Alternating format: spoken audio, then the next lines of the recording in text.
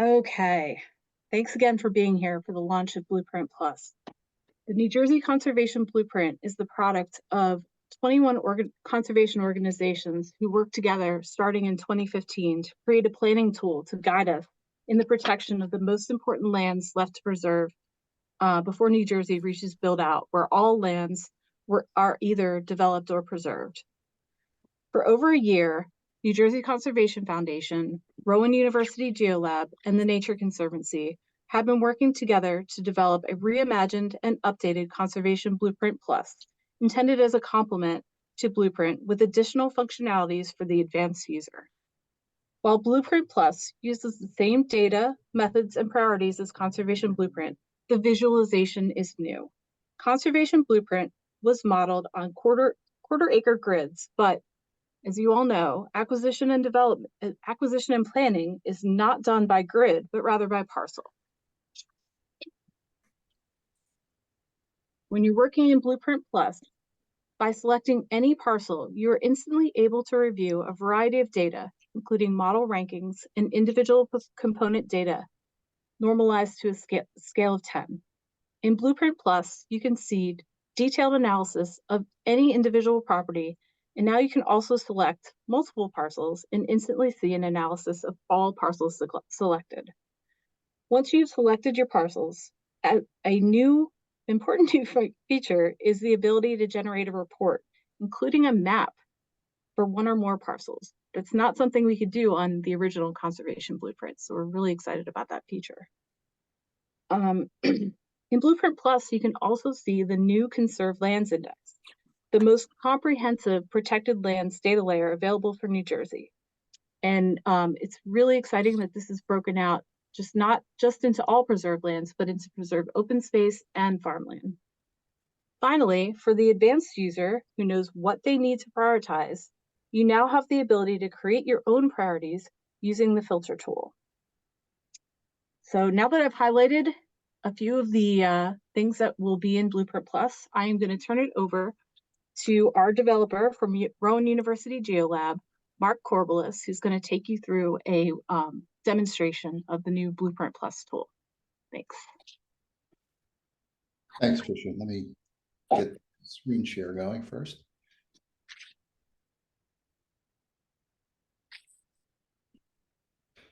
So can everyone see that, or can you see that? Yes, that's good. All right, great. So I'm going to take maybe 15 minutes tops. Oops, I'm going to take about 15 minutes tops to just go through Blueprint Plus, sort of from 30,000 feet. I'll maybe repeat a little bit of what Tricia said, but I'll show you the difference between Conservation Blueprint Original and Conservation Blueprint Plus. I'll show you some of the features of Plus, and then I want to go through a sort of a hypothetical, not sort of, it's a hypothetical way of using Plus to identify parcels that might be candidates for preservation or conservation. So the first question you might ask is why did we build Plus? As Tricia said, we're using the same models altogether, the same data. Haven't made any new, haven't brought in any new data, and we're using the same methodology. So why Plus? The reason we developed Plus was to make it more parcel focused than the original. Just to bore you a second, I'll show you how we calculated things in the original and how we calculate them in Blueprint Plus. I think it's worth going through this just so you get an understanding. In the original Blueprint, what we did is we just covered the state with a grid of cells. They were 40 meters wide, 33 feet roughly. And then we used the model algorithm to calculate a value for a ranking value for each cell. And you could, well, those cells or that grid really had no relation to parcel boundaries. If you wanted a value for a parcel, what you could do is average all the cells that covered the parcel, and you would get a number that way, which is not a bad way to do it. But what we thought would be a little better way to do it was get rid of the grid altogether and essentially substitute for the grid the parcel boundaries. So now we're using a grid that's, you could look at it as an irregular grid really, but we're calculating using the algorithm on all of the land within a parcel and not on individual cells. So that's one of the key differences, or that is the key difference, other than presentation. All right, so let's take a look at the site real fast here. This site is what's called in the business a single page application. It means that everything is on one page. You don't have to go from one page to another to say, look at different models. For instance, there's a drop-down box on the map that allows me to switch from the ecological model to the water model to the agricultural model, and it's all done on the same page. The map itself is also interactive, which is a little bit different than it was in original conservation blueprint. So here I've zoomed into an area, and like conservation blueprint original, the map is scaled with color. I mean, it's symbolized with color. So the darker areas here have a higher conservation or have a higher ecological score or ranking than the lighter values. But here, instead of big grids, as I said, the parcels are colored up based on their score. And the parcels themselves are interactive. So you can click on any given parcel. And when you do that, it'll bring up information about the model and about the parcel. So here it's telling us that this parcel. Yeah. Sorry. I'm just watching. This parcel is in Quinton Township, and they give you the block and lot number. It'll also give us the area of the parcel, whether it's preserved or not, whether it has sewer service. And depending on what model we're on, it'll give us the model score. So if we were on the agricultural model, the agricultural score would show up. We're on the ecological model, so that's why you're seeing that. In addition just to the model scores, though, you also get to see the component values for the model. So each of the models is made up of any number of components. The ecological model has the most components, maybe, I don't know, 35. I'm like, don't quote me on that, but there's a lot. And sometimes the individual component value is maybe more interesting to you than the overall score. Well, that's fine, because you can see all of the, you can see all of the component scores. And also, if we have tax information available and for the parcel, that will show up as well. So before, you would have to go to Parcel Explorer from one of the blueprint maps in order to get tax information. Now, if it's available on a government website, we'll bring it in and show it to you. When you click a parcel like that, there's some options you have. One of them is to save the parcel. So you can save any number of parcels, sort of put them in put them in a container, if you will, and then come back to them later. You can also generate a URL so you can share saved parcels with someone else. The other thing you can do, which is new, is print a report on the parcel. Report is just hit the print button. And an individual parcel report has all of the basic information for the parcel. So it has the area, it has an image of the parcel on top of a Google satellite imagery. It has all of the model scores and some background information about the parcel itself. So in this case, we have land use, sewer service, farm soils, watersheds. And also, if there's tax information available, that will be in the report. There's also an option in the report to include all of the component scores and some information about the model. So this is what would be, if you choose that option, this is the additional information that you'll see. As I said, it explains the models a little bit, and it gives you each of the component scores for that parcel. And this reports like that are available for any parcel in the state. As I said, you can save parcels. And if you saved a number of parcels, you may want a report that aggregates all the information, and you can do that. So here I've saved 3 parcels, all in Quinton Township. And there's an option there, you might be able to see it, I'm not sure, but it says print parcel summary report. When I do that, I get individual reports for each of the parcels, but I also get a summary page that gives you aggregate information about the collection of parcels that you put together. So that would be total area and summary of the model rankings. And we give you the model rankings for all the parcels with a weighted average, an area weighted average, excuse me. So it's a one-page application, as I said, so that you don't have to go somewhere. You don't have to go to, say, Parcel Explorer to do a search. You can search right on the page, and you can search by place. You can also search by parcel using municipality, block, and lot. There are a number of overlays that are integrated into the Plus application. They come in 2 categories. There's model component overlay. So each of the model components for all of the models, there's a corresponding overlay for those. So here I've just turned on an example in the ecological model. One of the components is natural heritage priority sites. So I've turned that on. All of the other components of the ecological model are also available, so you can mix and match your overlays. The other category of overlay are reference overlays. These are data sets that aren't used directly in the model, but they are really maybe important from a conservation standpoint, or they provide some context for the other overlays and for the models. So on this page, I'm showing in the reference, I'm showing the preserved land index that Tricia talked about earlier. As I said, as with the model overlays, all of these overlays, or most of these overlays, are interactive. But before I get to that, let me just show you what you can do with the overlays.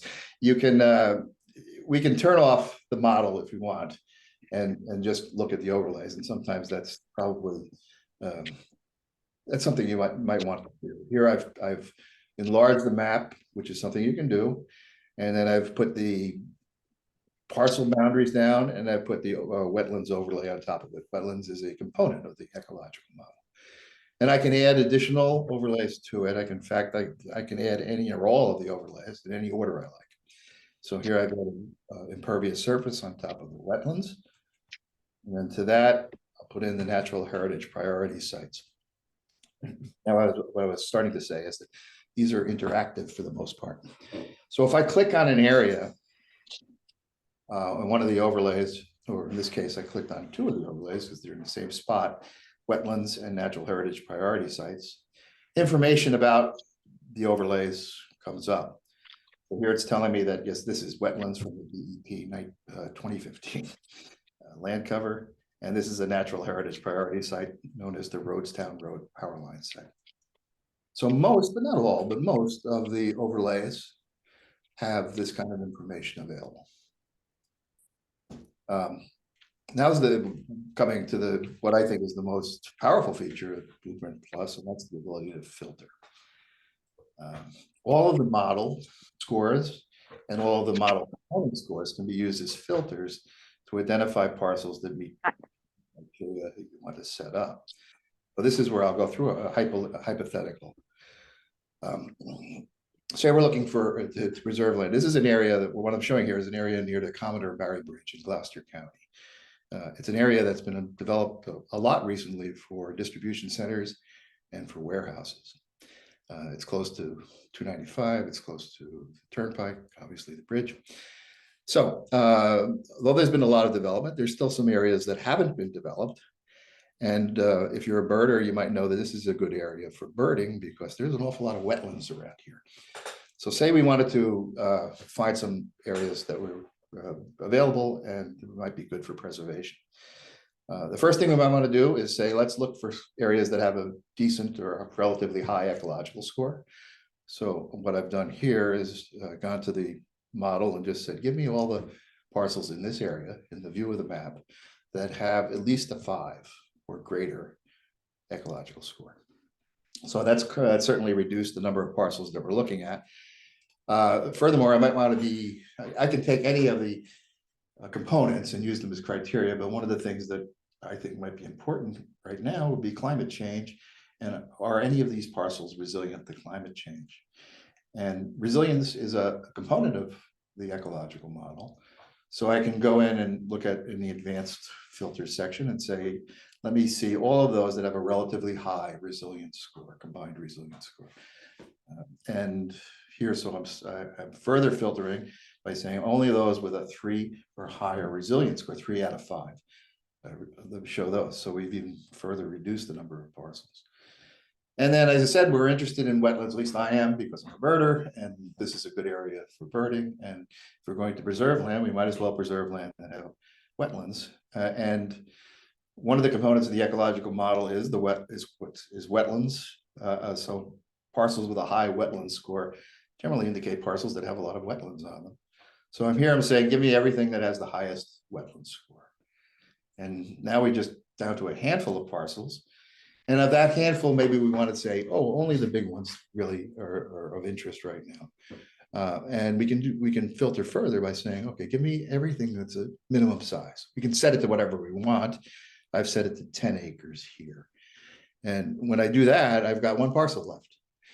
This parcel is the only parcel in this area of the map that meets all the criteria that I set.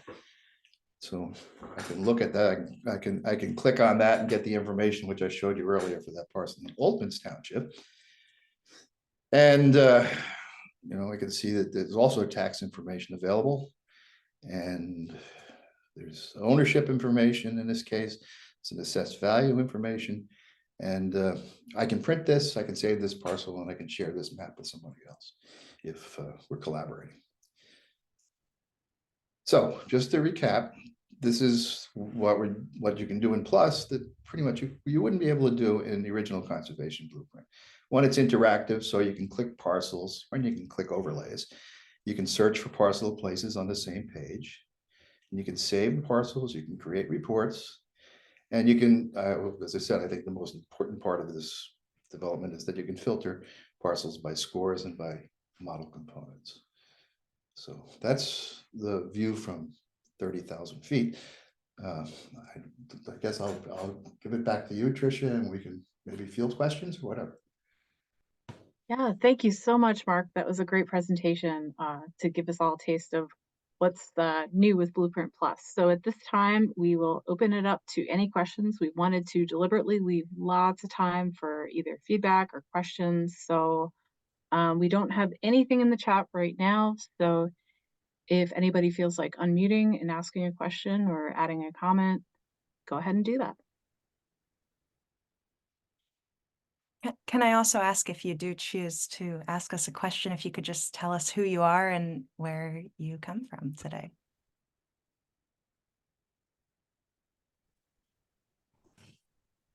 We have a couple in the chat. Our first is, how is it assessed? Richard Dodds, I don't know if you want to maybe elaborate a little bit on that, or Mark, it seems like it's a you question. Would you do me a favor, Mackenzie? Maybe you could read the question so I can. I guess I can't find my chat right now. Yeah, no problem. This is Richard. It was more about access. Like, is it the same URL, different URL? Oh, okay. It's a different URL for Conservation Blueprint Plus. There are actually a couple of URLs, but the one that's probably easiest to remember is conservationblueprintplus.org. That's all one word, conservationblueprintplus.org. Yes, but that said, if you're interested, and you probably are, there's a lot of things on New Jersey Map and on original Conservation Blueprint that are still valuable. And you may want to switch back and forth between Plus and original Conservation Blueprint. And you can do that using that, my screen. So you see in the bottom right here over on the map, there's an icon, and this icon will switch you from whatever view you're in here and whatever model you're in, it'll switch you over to the original Conservation Blueprint. And I'll show you an example here. So you can go from here. Well, I can't show you an example because it opened up in another window, but this will take you to another, to original Conservation Blueprint into NJMAP. And conversely, there's also a spot in NJMAP, if you right click on any of the Conservation Blueprint maps there, you have an option of going from there to Conservation Blueprint Plus. And everything on Conservation Blueprint is available from njblueprint.org. That's the main landing page for New Jersey Conservation Blueprint. You can get original Blueprint there, all of the models, and this all-in-one Blueprint Plus is there as well in the video that we shared at the beginning.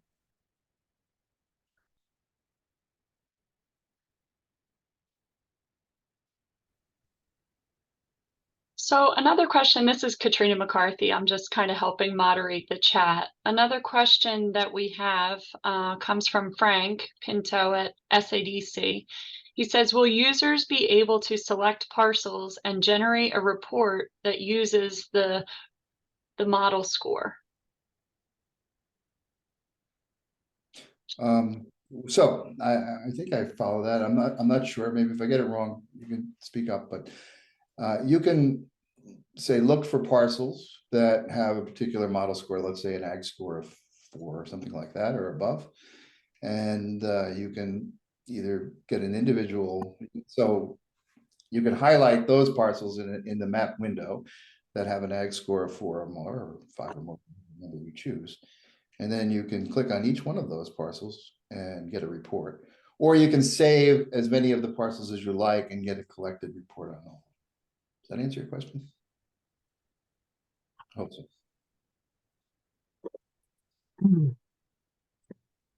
Okay, here's another question coming in.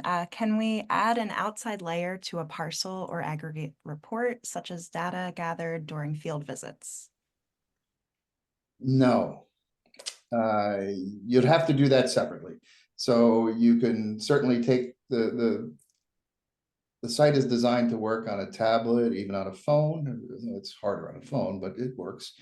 So you can take it with you in the field, but you would have to extract whatever information you want and put it into your Excel spreadsheet or whatever else you're doing as far as collecting information. There's no ability to save new information into Blueprint Plus. Did just want to throw out that I have used it on my phone in the field, and I found, you know, it is a little small on a phone, of course, but you have that location feature, so you can zoom right in on Blueprint Plus to see where you are. So if you're looking at a particular property, you can go right to it and see the ranking information. It's turned off here on my screen, but if you didn't have location turned off, this would be available and it would zoom into whatever. Well, it would zoom into your location.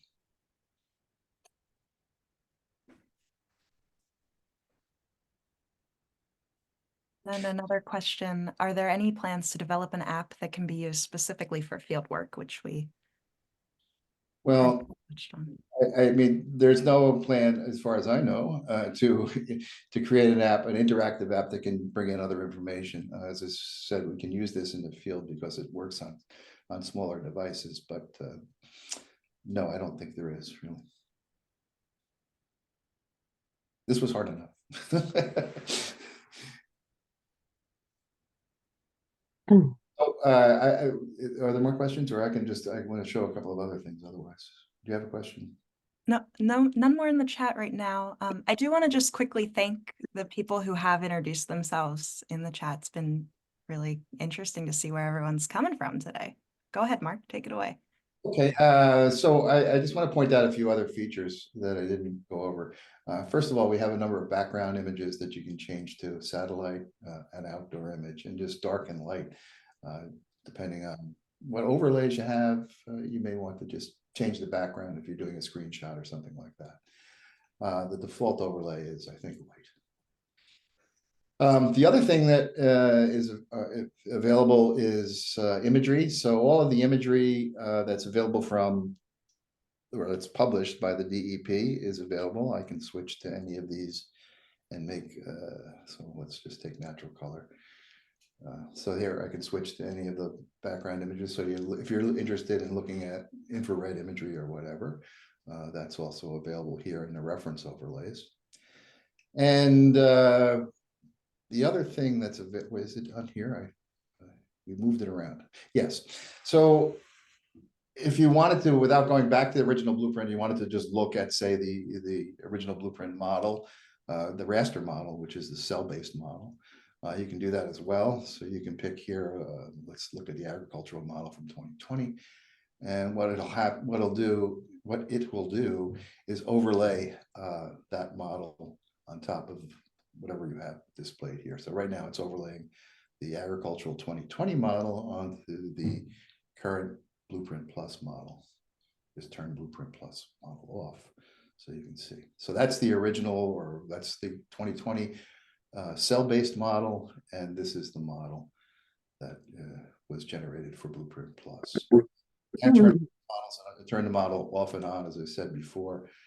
You can also show model values for preserved parcels too. We by default we turn that off, but if you need to see what preserved parcels, maybe you're interested in a parcel and want to look at the value of that preserved parcels around in terms of the model, you can do that as well. Mark, do we have Bobcat Alley available as a reference layer? We don't, and probably should. I don't know, but we don't. right now, a reference layer is there's the basics. We have land cover.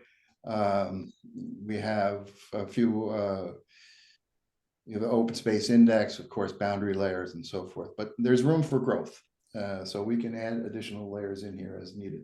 That might be one that we want to consider adding. But And right one now, of the you can see what's one of there. the things that we would like to add to Blueprint, and we're going to need the help of everyone probably in this room, is to update the focus areas for each of the conservation organizations. So right now there's the Blueprint overview map that's in original conservation Blueprint, where it shows where each of the organizations are working. And typically TNC, my work would be in Bobcat Alley. And Bobcat Alley has changed over the years. We've expanded it, it's tripled the size now. So we need to update our own focus area on that Blueprint overview map. So we're going to be adding our new data to Conservation Blueprint, and we hope that all of you, I think there's going to be a call for data at some point. We hope that you all send us your new focus areas so that we can update that. Great question.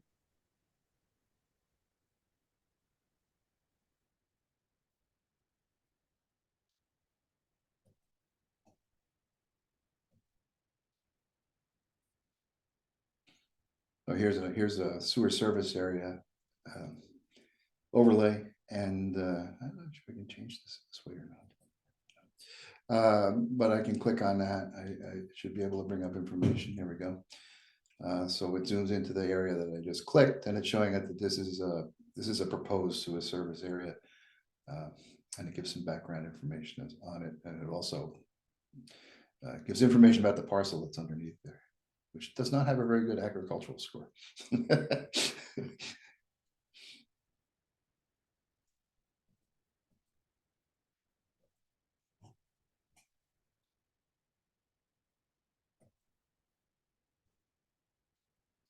Yeah, so as I was saying before, we've got this reference layer. There's plenty of room for growth there. So any feedback you want to give us as far as, wait, we could really use this overlay when we're using Plus, please let us know. And we can consider putting it in there.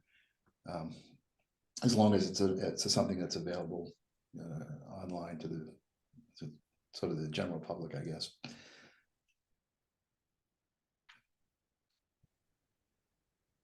Hi, it's Katrina McCarthy.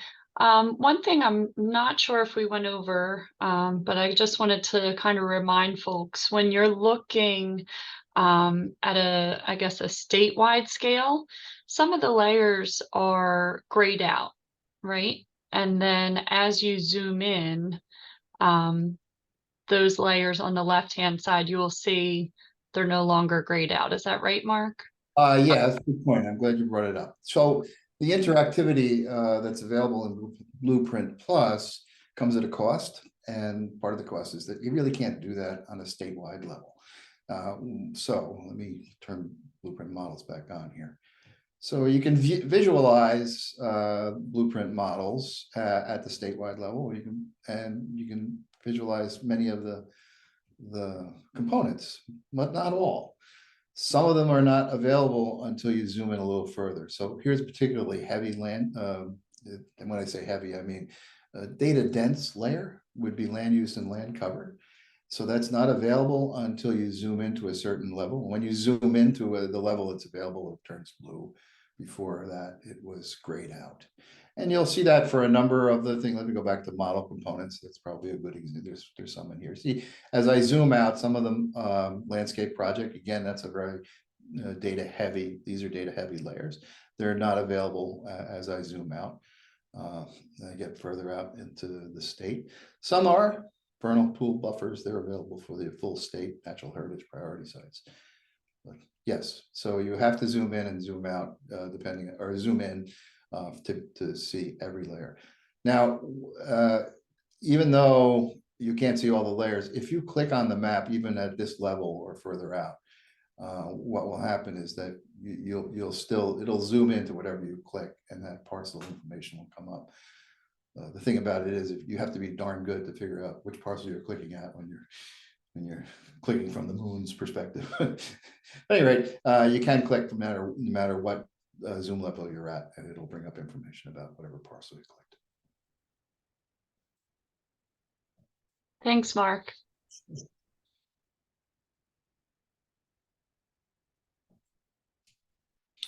Another thing we didn't bring up, but I think it's probably worth talking about. The report itself, or the reports, you have the basic report, and as I said, you can include into, so the basic report is just a disclaimer and the basic information about the parcel. I can say, let me include the model component information. And if I do that, this is the information that shows up. So we'll get all of the different scores for the components. And we also have a description of how the model works. And there's also a link to the methodology document if you really want to take a deep dive into the models. And finally, what you can do is take this same report, all the information in it, and download that as a CSV file. So if you were going to use the save function and say save a number of different parcels, maybe you wanted to then put them into a spreadsheet and do some comparisons of your own, this is a good option for you. Okay, Andrew just asked a question, and Andrew, if I misrepresent this, just come off mute and correct me. But I think that's the layer that we were just talking about, with where we would add people's focus areas. There's going to be a call for people to send us their new project areas, focus areas. TNC has to update our own Bobcat Alley, so we're hoping to get all that on there eventually. But if I missed any part of your question, please come off mute and correct me.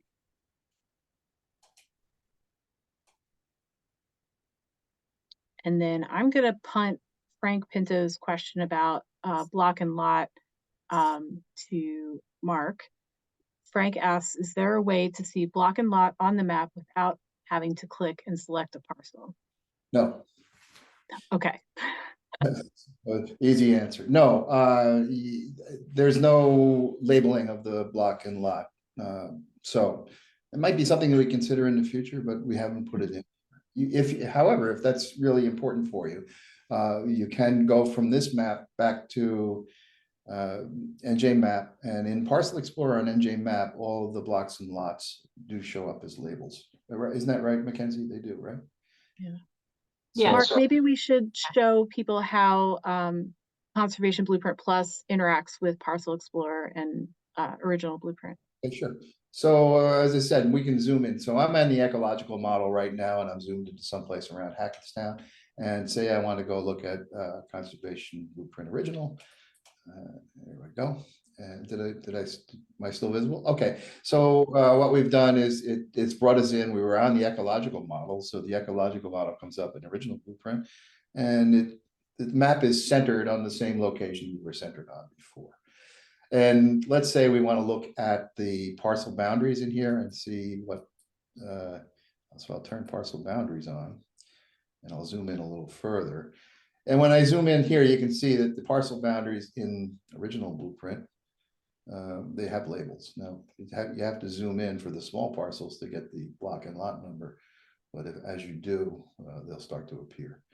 So right now, that's not a feature that's available in Plus, but it might be something we consider. But in the meantime, you can do it this way.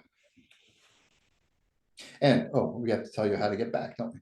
So now I'm here, and now I say, wow, what does this look like in Plus? So I can do is right click, and there's a lot of options here that you can do. But the one that we're interested in right now is I want to see this in Conservation Blueprint Plus. And voila, we're back in Conservation Blueprint Plus. And whatever place we clicked on, it's also picking the parcel where we clicked. I love how it does that so seamlessly that it takes you right back to exactly where you want to be. Yeah. I always love that feature. Thank you so much. Yeah, that's the idea. Yeah, the idea was that we didn't want to throw out all the good things that we can do in Original Blueprint and that can do in NJMAP. So this was a way of, but we had to build this on a different platform, which really does probably meaningless to most people. But from a developer standpoint, we couldn't do the same kind of interactivity in the Original Blueprint the way it was structured. So we had to have it separate, but we wanted to be able to get back and forth as easily as possible. Yeah. Well, I don't see any more questions. I want to put out a final call for anyone to put a question in the chat or unmute yourself. We have a pretty reasonable size group. I think it's okay if you want to unmute yourself. And I just want to express appreciation for all of you that came here and everybody that's been a user of Blueprint or a supporter of Blueprint. We really appreciate you. Thank you for helping us, refine and make this tool the best it could possibly be. Because the most important thing here is that we achieve this vision to protect the most important places left to preserve in New Jersey, so that we can, leave our children something better for the future. Trish, Yes, Renee. if you see errors in a parcel, how do you contact somebody to look at that and fix it if necessary? Yeah, so that's a great question. If it's errors in parcel data, because I saw your question in the chat, the parcel data, or the tax data, I should say, is all going to come from another source. We're not hosting or creating the ownership information. That's going to come from the county tax board or whoever's hosting it. We're just sharing what's already there. So if there's a problem with ownership information, you're going to have to go directly to the source. If there's any other kind of problem with Conservation Blueprint Plus or otherwise, you can reach out by email, conservationblueprint@gmail.com. And even if it is with ownership, we could probably direct you to the appropriate person, but we're not going to be able to answer that ourselves. But, any suggestions, ideas, errors, please let us know. conservationblueprint@gmail.com. I think that's been in the chat before, but maybe somebody can throw that in the chat once more. We do have a quick start guide available. That is just linked in the chat. Thank you so much, Mackenzie. Thank you, Katrina. Beautiful. Tricia, can I just add one thing about that? Of Tax course. Please is do. that if this Burlington County has blocked all tax information, so you're not going to find any tax information about Burlington County. I'm trying to find a location where we do have tax information so I can show something to you. Yeah, I'm still in Burlington County. I can't seem to get out of there. Why don't I zoom out and do it this way? What I'm going to say is, here's Vine. No, that's not. So the tax information, there's no data available for this parcel, but you'll notice here that there's a link. Every one of these will have a link, except for Burlington County, that you can follow, and it'll bring you to the source data for our tax information. In this case, it's the Monmouth County Open Public Records, which serves the whole state or much of the state. And see, there's no data for this particular parcel. But if this were if I clicked on a parcel that did have data, it's just, you can't do that live because you'll never find one. But if the parcel I clicked on had tax data, you could follow the link, go to this site or whatever site we got it from, and see much more detail about the tax. And if there were errors, the errors would be here as well, because that's where we picked them up from. So this would be the source of the error, and you would have to really contact those people. They can make a correction. That's great. Thank you. Richard asked a question, and I have a question back. The easements that you're referring to, are they conservation easements? Because if so, I think it's appropriate that they would show up as open space, but maybe they're a different kind of easement. Yeah, they are conservation easements, but they're not open to the public. And I think when you see open space, there's a idea that's automatically open to the public, and not necessarily true.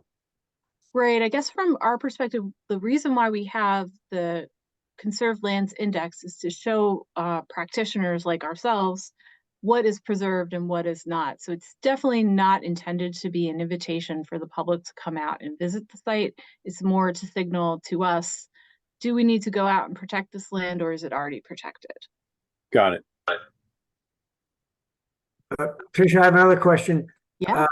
Is there any thought about, for preserved farms, putting the exceptions in the preserved farms? Or I've never seen one, but maybe it's already there. I don't know. I want to defer that question to either Mark or maybe Katie Mazzella if she's on. Anybody want to tackle that? You're saying so in a given farm, a qualified farm, there may be an exception area that's carved out that's used for, say, housing or whatever. Not a qualified farm, a preserved farm. Okay, so a preserved farm, if if somebody at the SADC can correct me, but I think there may be, in a preserved farm, there may be areas that are exception areas that can. Right. Perhaps that's where the main dwelling is or something like that. Yeah, I don't know if we have that data to share. This is Tim Wilmot, SADC. I'm looking at a farm right now on the farmland preservation layer, and it does have the exception areas. Oh, good. Awesome. Thank you, Tim. Yeah, thank you. So, yeah, so if we go to preserved farms here, let's look at those.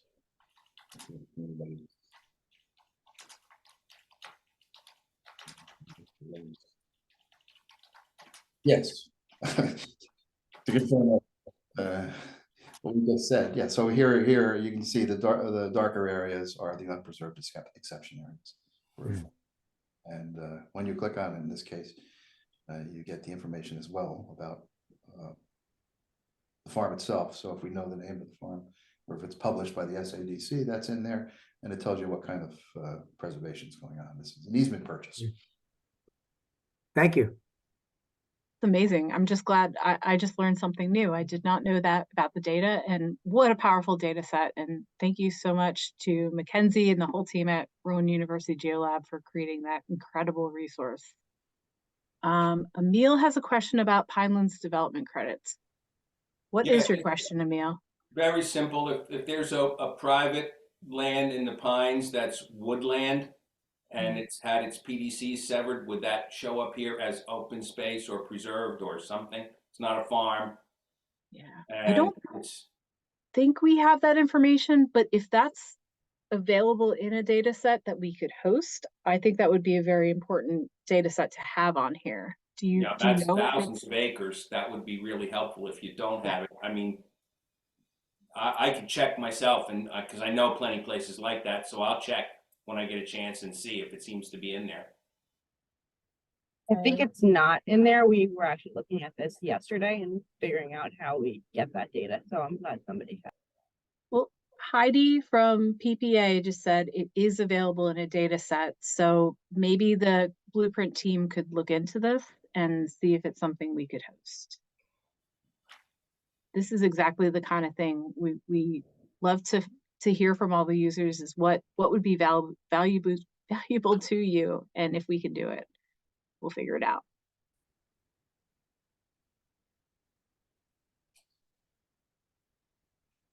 So I just clicked on an open space here in the Pines, and it's just showing you where this open space farmland index takes data from a number of different data sources and compiles them or puts them together. So it's just saying that this particular parcel that I just clicked on is listed in the Atlantic County Open Space, the New Jersey Department of Environmental Protection list, and also in a list developed by the New Jersey Conservation Foundation, all of which listed as open space. So that's every one of the either preserved farms or open space parcels, you can get this information.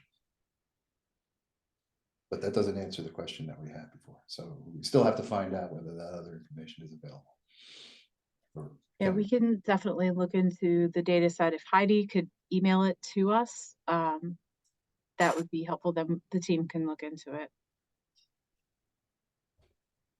We have 9 minutes left, and we don't want to hold you during lunch any longer than we need to. So I just want to put out a final call for any questions.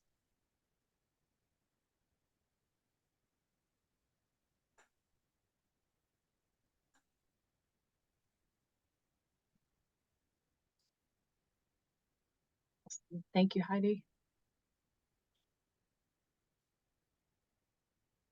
All right. Well, thank you all so much for attending and having wonderful questions and comments. We really appreciate it. Yes, we should nominate Mark and the whole Rowan University GeoLab team for an award for this wonderful product.